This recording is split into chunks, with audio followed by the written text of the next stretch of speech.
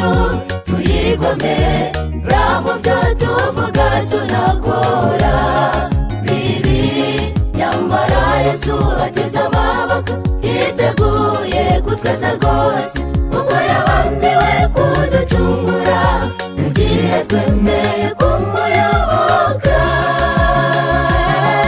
Barabazanwa imitsi yose, barabazanwa izuba ryose, baramusekanwa imitsi yose.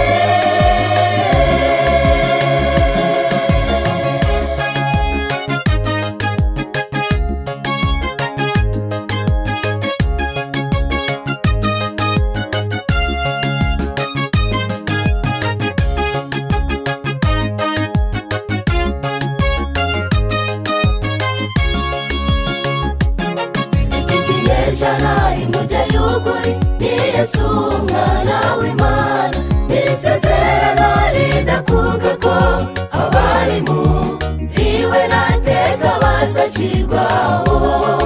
Oya, uko Nowa yarokotse umwuzure abandi bashize bose, ni nako wemera kandi akatura ko Yesu ari umwami azakizwa.